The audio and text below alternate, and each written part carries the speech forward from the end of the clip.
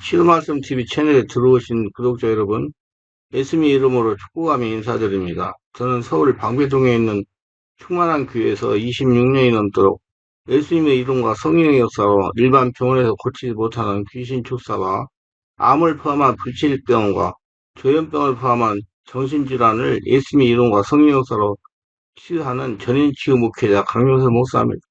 지난 26년 세월 동안 수많은 환자를 예수 이름으로 치유하여 사람답게 살아가도록 인도했습니다. 특별하게 구정 명절 기간인 2월 16일부터 18일까지 매일 오전에 하나님의 음성을 들으며 치유받는 집회를 진행할 것입니다. 관심이 있는 분들은 참석하시기를 바랍니다. 구정 명절이 지난 2월 23일부터 매주 월요일 날 예언사사역 집중훈련을 12주 동안 진행하고 화요일은 귀신축사 신호사사역 집중훈련을 12주 동안 할 예정입니다. 관심 있는 분들은 미리 등록하시고 참석하시고 궁금하신 것은 전화 확인하시기 바랍니다. 지금도 매주 월화 금토에 깊은 기도 치유 집회를 계속 진행 중에 있습니다. 특별히 형태가 중한 분들과 성령의 강력한 권능과 은사를 빨리 받고 싶은 분들에 대해서는 매주 토요일과 주일 13시 30분부터 예약하여 개별 특별 집중치유 안수기도 시간을 갖고 있습니다. 한 번에 2명밖에 할 수 없으므로 필히 일주일 전에 예약을 해야 됩니다. 예약하여 오시면 자신의 눈과 몸으로 느끼고 주변 사람들이 알아볼 정도로 획기적이고 강력한 능력과 치유가 체험적으로 실제적으로 나타납니다. 반드시 일주일 전에 전화 확인하시고 예약해야 됩니다. 이 유튜브 강의는 제가 지난 26년 동안 사역하면서 체험하고 저술한 대도 여러 가지 저서 중에서 한 권 한 권 정성을 다하여 강의하는 것입니다. 그냥 우리가 형통회복을 받으면서 살아가기를 원하십니다. 하나님은 하나님의 뜻에 순종하는 성도에게 형통을 체험하게 하십니다. 여기서 형통의 모든 일들이 아주 평화스럽고 아무 문제 없이 이루어지는 축복이라고 생각하면 안 됩니다. 베드로가 형통한 사람이었어요. 바울이 형통한 사람이었어요. 그러나 그들의 삶이 오늘날의 기준 보면 축복된 삶인가요? 아니죠. 절대로 아닙니다. 그런데도 그들이 형통한 길로 간다는 것은 주님이 이끄시고 함께 사시는 삶을 살았기에 형통한 것입니다.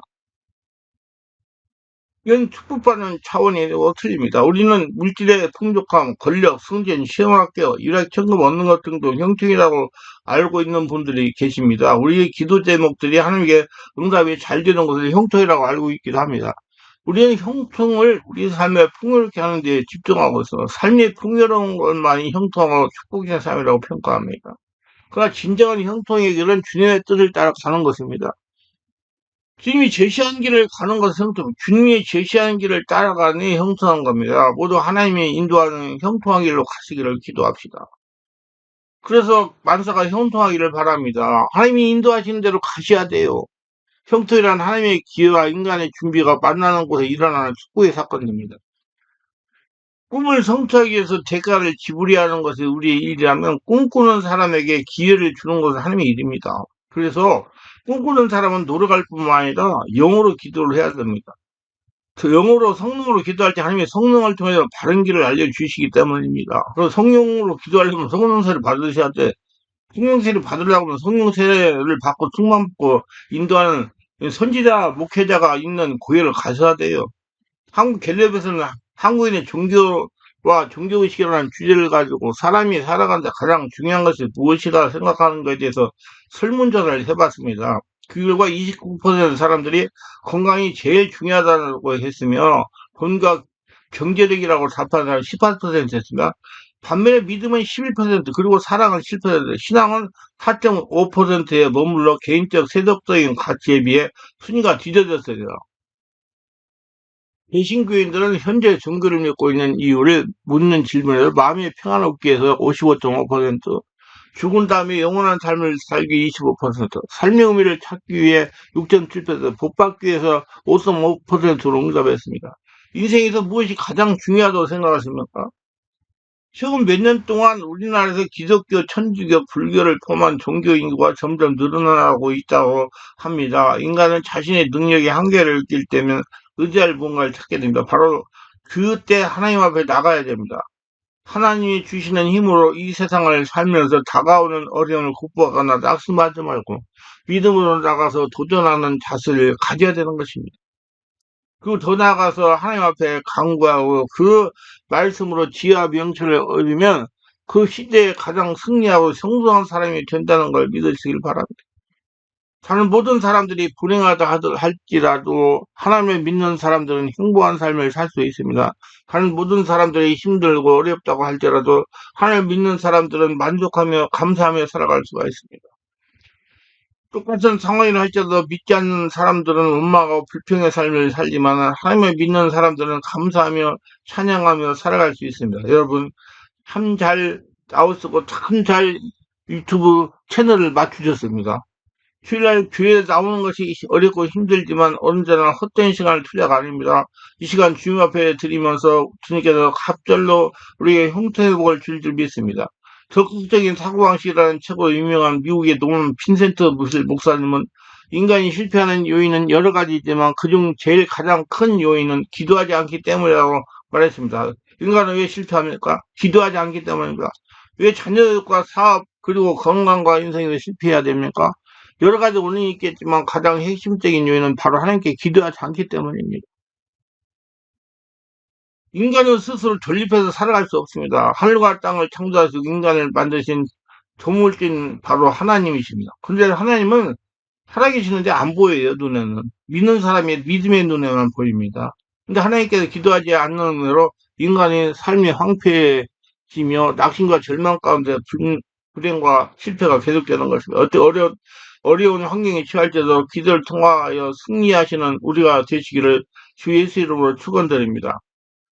다윗이 오랫동안 원수들의 핍박 가운데 있다가 모든 대적을 물리치고 유다 왕위에 오르면서 하나님을 찬양하는 찬양시입니다.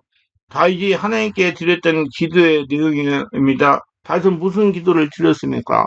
형통을 구하는 기도를 했습니다. 시편 118편 25절 말씀에 함께 읽겠습니다. 여호와여 구함나는 이제 구함하옵소서. 여호와여 우리가 구함나는 이제 형통하게 하옵소서 하면 형통이라는 단어에 대해서 영어 성경에는 성공이라고 기록되어 있습니다. 즉 형통은 성공과 번영 그리고 부요라는 뜻입니다. 다윗은 15살에 기름부음을 받았지만 왕이 되기까지 죽음의 위험을 받고 굶주림과 추위에 떨었습니다.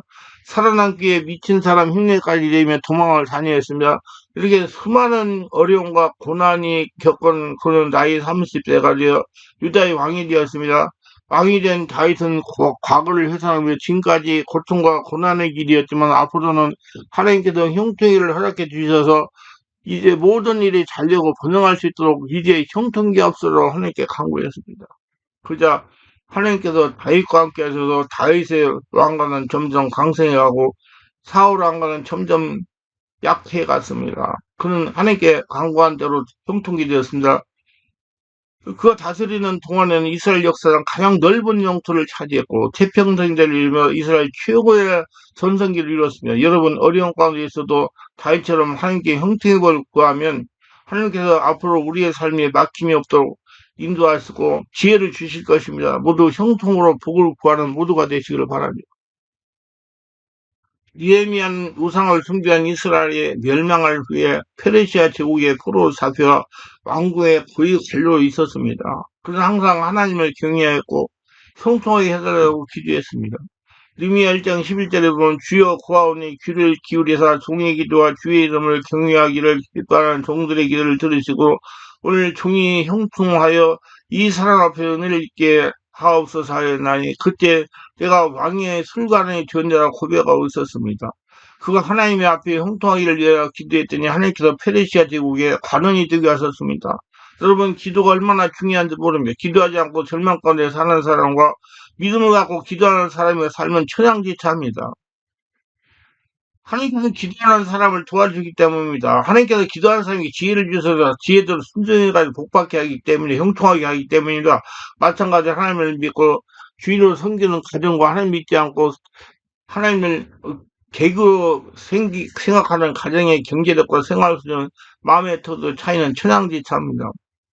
사랑하시는 여러분, 하나님 믿고 기도하는 자에게 형통함과 하늘 보고 있음을 믿으시고 성령 안에서 기도하시기 바랍니다. 미국의 심리학자는 칼 로저스는 비지시적 카운슬링의 창시자로서 교사는 가르치기만 하지 말고 스스로 깨닫도록 하라고 주장하여 상담의 혁신을 일으킨 사람입니다. 그는 하나님께서는 우리가 간구하는 것 이상으로 넉넉히 주신다고 했습니다. 에베소 3장 2절에 보면 우리 가운데서 역사하는 능력도 우리가 능히 구하거나 생각하는 모든 것에 더 넘치도록 능히 하시게 하라고 했습니다. 여러분, 하나님께서는 우리가 하나님 앞에 기도하는 것 이상으로 넉넉하고도 풍성하게 주십니다. 우리의 기도에 응답하시며 축복과 사랑을 베푸는 하나님을 믿으시길 바랍니다. 오늘 집사님이 기도를 해도 응답이 없어 답답한 가운데 어느 날 친구를 따라 점집에 갔다고 합니다. 예수 믿는 사람은 점집 가요. 점치는이 끌고 와가지고 무당이 끌고 와가지고 친구의 이제 점을 치고 난 점쟁이가 집사님 보더니 당신은 전기가 안 나옵니다. 예수 믿는 사람이더라고 묻었다고 그럽니다. 예수 믿고 구원을 보다 하나님의 자녀가 된 우리 남날은 그 누구도 점을 칠 수가 없습니다. 하나님이 우리의 모든 인생을 주관하시며 그 계획하심에 따라 인도하시기 때문입니다. 이제 예수 믿고 죽고 예수를 태어나 성령의 지배 인도받고 성령 충만받고 인도받는 예수님 인생을 살기 때문에 여러분 인생은 예수님 인생이기 때문에 점이 안 나와요. 아무도 하나님의 놀라운 기여 계획을 알 수 없습니다. 우리 운명은 점으로 결정되는 운명이 아닙니다. 하나님 앞에 축복받은 운명입니다. 그러므로 하나님 말씀으로 승리하시기 바랍니다. 악한 마귀 귀신과 점치는 귀신과 죄가 쫓아가지 말아야 됩니다. 만약에 이런 곳에 한 번이라도 갔다면 그때 들어온 귀신들을 성령의 세례받고 충만하다 성령 임재 가운데 예수님으로 몰아내기를 바랍니다. 하나님의 말씀과 성령의 능력에 힘입어 이 세상에 승리하는 모두가 되시기를 주의 이름으로 축원합니다. 하나님께서는 기도에 반드시 응답하시고 하나님께 간구하는 자를 형통케 하십니다. 그러므로 하나님 앞에 기도하는 사람은 결코 손해를 보지 않습니다. 가족을 위해서 기도하시고 부모를 자녀를 위해서 기도하시고 직장과 사업장을 위해서 기도하시고 교회를 위해서 기도하시고 나라와 민족을 위해서 기도할 때 하나님께서 응답과 축복을 대줄 믿습니다. 우리가 예수 믿고 성령으로 세례를 받으면 영적인 전쟁을 피할 수 없습니다. 영적인 전쟁에 승리해야 형통의 복을 받으면서 살아갈 수가 있습니다. 예수님도 성령으로 세례를 받아 광야에서 주리심을 마귀 귀신과 전쟁을 했습니다. 우리도 마찬가지입니다. 영적인 전쟁에 형통의 축복은 없습니다. 아니 분명히 말씀합니다. 여호수아에게 이렇게 말씀했습니다. 여호수아 1장 3, 4절에 내가 모세에게 말한 바와 같이 너희 발바닥을 밟는 것은 모두 내가 너에게 주었노니 곧 광야와 네발에서부터 큰 강, 곧 유브라데 강까지 해적석 온 땅에 또 해지는 쪽 제일까지 너희 영통하리라. 발바닥으로 밟는 곳은 너에게 주었다고 했습니다. 그냥 주시는 건 아니고 발바닥으로 밟는 곳을 주신다는 거예요. 발바닥으로 밟는 땅을 밟으면 그걸 점령하고 있던 토종민족들하고 싸워야 됩니다. 싸워서 이겨야 땅을 차지할 수가 있는 것입니다. 그러므로 영적인 전쟁 없이 형통의 축복을 받을 수가 없는 거예요. 영적 전쟁은 내 힘으로 하는 것이 아닙니다. 성령의 권능을 가지고 해야 되는 겁니다. 성령의 권능으로 영적 전쟁을 해야 하기 때문에 필히 성령으로 세례를 받아야 됩니다. 성령 세례 받으려면 성령 세례를 받고 성령 충만받고 성령 인도를 받고 목회하시는 전지적 목사가 있는 곳에 가서 신앙생활 하면서 안수 받아야 성령 세례를 받아야 아무나 못 합니다. 하나님 마태복음 10장 12절 이렇게 말씀합니다. 세례 완의 때부터 지금까지 천국은 침노를 당하나니 침노한 자는 빼앗느라 침노하여 빼앗아야 전인적인 분야의 형통의 받을 수가 있는 것입니다. 일부 성도들이 잘못하고 있는 것에 하나님께 열심히 빌고 공사하고 성금을 드리고 처리하면 자동으로 하나님이 형통의 복을 임하는 줄 알고 그건 잘못 알고 있는 것입니다. 열심히 기도하고 봉사하고 헌금하면서 성령의 권능을 가지고 본인이 싸워야 됩니다. 절대로 하나님에게 열심히 한다고 앞길을 막고 있던 빈곤하게 하는 귀신이 떠나가는 건 아닙니다. 열심히 하면 형통의 복이 임한다고 하는 건 사모님의 신앙이 잔재입니다. 이걸 빨리 떨쳐버려야 고통에서 해방될 수가 있습니다. 영적인 전쟁을 하려면 자기 힘으로 영적 전쟁 귀신을 이길 수가 없습니다. 성령으로 충만한 영의 상태가 아니라 성령이 주는 내 말을 선포할 때 하나님을 따라가는 것에 방해하던 귀신들이 소리지고 떠나갑니다. 그런데 성령 세례를 받는 건 필수예요. 성령 세례 받으세요, 여러분. 하나쯤에 해결되는 건 아닙니다. 자신이 영적으로 변화는 하려다가 되는 만큼씩 귀신들이 떠나간다는 걸 알아야 됩니다. 귀신이 떠나갈 만큼씩 형통의 복이 임합니다. 하나님 출애굽기 23장 27절 33 이렇게 말씀하고 있습니다. 내가 내 위엄을 내 앞에 보내어 내가 이를 곳에 모든 백성을 물리치고 내 모든 원수들이 내게 등을 돌려 도망하게 할 것이며 내가 왕국을 네 앞에 보내니 그 벌이 희족속과 가난족속과 해족속을 내 앞에 쫓아내리라. 그러나 그 땅이 황폐하게 되므로 들짐승이 번성하여 너희를 해야 할까 하여 1년 안에는 그들을 내 앞에서 쫓아내지 아니하고 내가 번성하여 그 땅을 기업으로 얻을 때까지 내가 그들을 내 앞에서 조금씩 조금씩 쫓아내리라. 내가 내 경계를 홍해에서부터 블레셋 바다까지 광야에서 강까지 정하고 그 땅 주민을 내 손에 넘기리니 내가 그들의 내 앞에서 쫓아낼지라. 너는 그들과 그들의 신들과 언약하지 말라. 그들이 내 땅에서 머무르지 못할 것은 그들이 너를 내게 범죄하게 할까 두려움이라. 내가 그 신들을 섬기면 내가 너의 올무가 되리라. 이 말씀은 29절 30. 그러나 그 땅이 황폐하게 되므로 질서이 번성하여 너를 해할까 하여 1년 안에는 그들을 내 앞에 쫓아내지 않으고 내가 번성하여 그 땅을 기업으로 얻을 때까지 내가 그들을 내 앞에 조금씩 쫓아내라. 이 말씀을 이해가 될 때까지 깨닫을 때까지 읽어보시기 바랍니다. 진짜 한꺼번에 쫓아내지 않습니다. 많은 분들이 그냥 한 번에 귀신 쫓아내려고 노력하는데 안 돼요. 자기 돌만큼씩 하는 거예요. 그래서 자기가 꼭 기도를 오래오래 해. 그래서 우리가 얼마 검토에 집중 기도를 계속 하는 거예요. 내가 이제 앞으로는 피담보다는 이제 다른 시간에 별도로 시간을 내가지고 하려고 그래요. 이 얘기 하는 분들은. 그래서 해야지 그렇게 해야지 한 나라가 돼가지고 떠나가니까 내가 변하고 성령의 권능을 받아 강건하여서 내가 하늘나라가 되는 만큼 되고 또 감당할 만큼씩 쫓아낸다는 걸 알아야 됩니다. 귀신이 떠나가는 만큼씩 형통이 커지는 것입니다. 그리고 지속적인 영적 전쟁을 해야 됩니다. 알고 성령 세례 받고 충만 받고 영화를 열으시고 영적인 눈을 열어서 더러운 귀신들이 나한테 역사하기 때문에 형통을 받을 수 없다는 거고 성령의 권능으로 귀신 다 쫓아내시고 형통을 복을 받아 하나님의 영광을 돌리며 하나님의 축복 속에 살아가는 모두가 되시길 예수님으로 축원합니다.